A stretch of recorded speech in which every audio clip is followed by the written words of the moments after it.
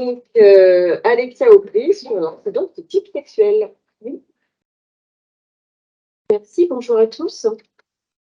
Donc, effectivement, donc pour poursuivre sur cette maîtrise du poids alimentaire, je vais vous présenter l'incidence du type sexuel sur la charge alimentaire, donc l'impact de la production de mâles entiers, de mâles castrés, de mâles immunocastrés sur la charge alimentaire selon différents contextes de prix d'aliments.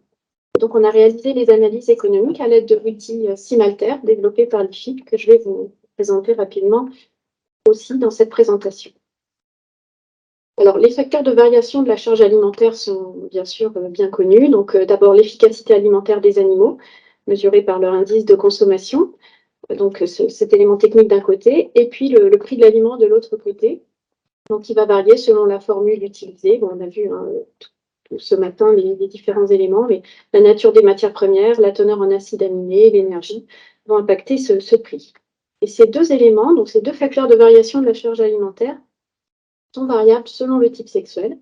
Donc, les mâles entiers, les mâles castrés, les mâles immunocastrés n'ont pas les mêmes besoins nutritionnels, donc n'ont pas non plus le même profil, le même potentiel de croissance, la même efficacité alimentaire. Donc, on va voir ces différents aspects. Alors, tout d'abord, l'effet du type sexuel sur l'efficacité alimentaire. Donc, pour les mâles entiers, ces animaux ont des spécificités nutritionnelles, donc des besoins plus importants que ceux des mâles castrés. Quand ces besoins sont satisfaits, ils ont un meilleur potentiel de croissance que les mâles castrés. Donc, si on leur distribue un aliment plus riche en acides aminés, et bien sûr, si le niveau sanitaire et les conditions de logement sont maîtrisés sur l'élevage. Donc, dans ces conditions, on a différentes études qui nous ont permis de chiffrer, d'évaluer l'incidence sur l'efficacité alimentaire de ce type sexuel. Donc, on a considéré l'indice de consommation moyen en engraissement entre 30 et 120 kg. Donc, si l'aliment distribué aux animaux couvre totalement les besoins des mâles entiers, donc quand on parle d'un aliment haut de gamme, on a estimé l'écart d'indice entre un éleveur qui produit des femelles et des mâles castrés par rapport à un éleveur qui produit des femelles et des mâles entiers à 0,21 point d'indice. Si on distribue par contre un aliment qui couvre, donc un petit peu moins riche en acides aminés, qui ne va couvrir que partiellement les besoins, mais qui sera aussi un petit peu moins cher. Cet aliment, donc dit moyenne gamme, donc là, l'écart d'indice entre la production de castrés ou de mâles entiers va être de 0,19. Si on s'intéresse à la production de mâles immunocastrés, donc là, ces animaux ont des besoins très proches de ceux du mâle entier sur quasiment tout leur engraissement. Donc, ils ont des besoins nutritionnels similaires jusqu'à 2 semaines après la deuxième injection. Et ensuite, ils se comportent plus comme des mâles castrés. Donc, leur potentiel de croissance va être similaire à celui des mâles entiers si on leur distribue également un aliment type mâle entier, donc plus riche en acides aminés, et si là aussi le niveau sanitaire et les conditions de logement sont maîtrisées. Donc, dans ces conditions, on a évalué l'incidence sur l'indice de consommation moyen en engraissement de la production de mâles immunocastrés. Donc, en comparaison à une production de mâles entiers, on a un écart d'indice de 0,02 points, qui est faible, mais qui est quand même non négligeable. Donc, une fois qu'on a vu ces aspects techniques, impact sur l'efficacité alimentaire, on regarde l'effet sur le prix de l'aliment. Donc là, très rapidement, cette courbe, ce graphique est juste pour vous montrer l'évolution du prix de l'aliment, mais ça a déjà été dit, ça va être redit tout à l'heure avec Mathilde et précisé surtout. Donc moi, je voulais juste montrer l'évolution du prix qui a surtout explosé en 2022, en lien avec le contexte de prix des matières premières. Et en fait, là, l'effet du type sexuel sur le prix de l'aliment va être lié au surcoût, justement, que les éleveurs vont devoir apporter à leur aliment pour nourrir les mâles entiers et les mâles immunocastrés, en lien avec les besoins nutritionnels supérieurs de ces animaux. Donc, on a évalué ce surcoût de l'aliment en lien donc sur les bases de formulation qui sont précisées ici, donc augmentation du ratio lysine digestible par mégajoule d'énergie nette en croissance et en finition. Donc là, on augmente les teneurs en acides aminés, le respect des équilibres entre acides aminés, une concentration énergétique de l'aliment à 9,6 mégajoules d'énergie. On a considéré le prix mensuel des matières premières en huile et vilaine et les prix publics des acides aminés.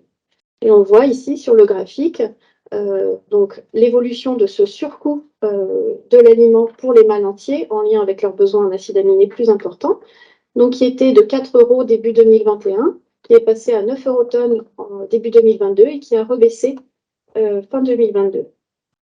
Quand l'aliment couvre partiellement les besoins des mâles entiers, donc dans l'aliment moyenne gamme, ce surcoût est moins élevé, mais suit à peu près la même évolution.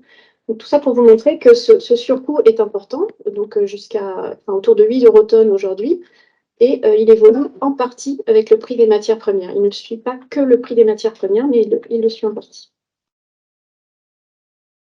Donc, on va reprendre ensuite toutes ces hypothèses-là dans nos calculs économiques, mais juste pour vous repréciser donc, cet outil Spinalter, donc, à partir duquel on a réalisé les calculs. Donc, c'est un outil développé par l'IFIP pour évaluer l'incidence économique des alternatives à la production de mâles entiers. Donc, l'incidence économique sur la charge alimentaire, donc, qui nous intéresse tout de suite, mais aussi l'incidence sur les charges de main-d'œuvre et dépenses de santé et sur la rémunération des carcasses. Donc là, je vais juste vous présenter l'impact sur la charge alimentaire. C'est un outil web qui est accessible librement sur simple inscription sur le portail GT Direct de l'IFI. Alors, assez rapidement, pour bien vous repréciser le fonctionnement de l'outil, pour ceux qui ne le connaîtraient pas. Donc, dans Simalter, on compare deux situations d'élevage en croisière, donc à l'équilibre. Une première situation qui correspond à la production de femelles et de mâles castrés, donc des mâles castrés sous anesthésie, avec distribution aux mâles et aux femelles d'un aliment engraissement classique, versus donc une situation de référence. Donc on compare ce scénario de castration à un scénario de référence production de femelles et de mâles entiers, dans lequel on distribue à tous les animaux un aliment type mâle entier, enrichi en acides aminés, donc comme je le dis tout de suite, pour répondre à leurs besoins nutritionnels plus importants. On a deux variantes de cette situation de référence, une avec la distribution d'un aliment haut de gamme, donc qui couvre totalement les besoins des mâles entiers, et un autre avec un aliment moyenne gamme qui couvre partiellement les besoins. Et on a un troisième scénario donc, qui considère la production de femelles et de mâles immunocastrés, avec distribution à tous d'un aliment type mâle entier haut de gamme, que l'on va comparer également à notre situation de référence femelle-mâle entier. Oh, bah, ça avance tout seul, mais j'ai plus rien à faire. Donc, on va appliquer à ces différents scénarios, enfin, c'est donc en ligne hein, sur l'outil Simalter, donc les hypothèses techniques que je vous ai présentées en début de présentation.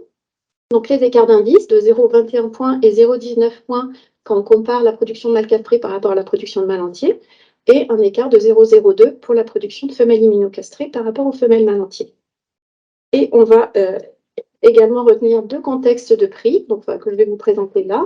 Donc, on a, là aussi, on avait un contexte de prix début 2021 qui est dépassé aujourd'hui, mais que j'ai reprécisé ici quand même. Donc, un prix d'aliment type mâle entier qui était à 279 eurotonnes pour le scénario castration versus mâle entier haut de gamme, et qui passe à 400 eurotonnes aujourd'hui. Avec un prix d'aliment mâle entier à 400 eurotonnes, donc fin 2022, la différence de prix liée aux besoins supplémentaires en acides aminés des mâles entiers, qui représente une économie hein, pour la production de mâles castrés, est de moins 8 eurotonnes actuellement. Dans le scénario castration versus mâle entier, avec un aliment moyenne gamme, les prix sont légèrement inférieurs et aujourd'hui, on est à 397 eurotonnes pour l'aliment mâle entier, avec une économie de 5 eurotonnes pour la castration. Et pour les immunocastrés, on a le même prix que pour le premier scénario, donc 400 eurotonnes aujourd'hui pour le prix d'aliments distribué à l'ensemble des animaux. Donc, quand on considère toutes ces hypothèses, donc on a alimenté nos scénarios, et donc voilà la synthèse des simulations. Donc, dans tous les cas, les alternatives à la production de mâles entiers augmentent la charge alimentaire. On l'a vu, à la fois à cause de l'écart d'indice et aussi de l'écart de prix. Alors, si on regarde d'abord en rose, donc la production de femelles et de mâles immunocastrés, on est passé d'un surcoût de charge alimentaire de 0,51 à 0,73 euros par port sorti, donc fin 2022, avec 400 eurotonnes. Donc, ce sont bien des écarts exprimés par port sorti, donc mâle et femelle. Si on veut exprimer par port mâle, on multiplie par 2. Si on s'intéresse à la production de femelles et de mâles castrés sous anesthésie en comparaison d'une production de femelles et de mâles entiers, l'impact sur la charge alimentaire est beaucoup plus important. On était entre 3,35 € et 3,65 € quand le prix de l'aliment était à 279 eurotonnes. Aujourd'hui, avec un prix à 400 eurotonnes, on est autour de 4,65 € par port sorti. Donc, une incidence sur la charge alimentaire qui est importante. Donc, en conclusion, les charges alimentaires sont plus élevées pour les éleveurs de mâles castrés et dans une moindre mesure pour les éleveurs de mâles immunocastrés par rapport aux éleveurs de mâles entiers. Donc, les charges sont plus élevées et en plus, cet écart s'est renforcé avec l'augmentation du prix de l'aliment. Donc, Cimater a été actualisé avec ces nouveaux contextes de prix. Donc, si vous vous connectez dès à présent sur l'outil, vous aurez les scénarios avec donc l'aliment à 400 € tonne et ces nouvelles évaluations. Voilà, je vous remercie de votre attention.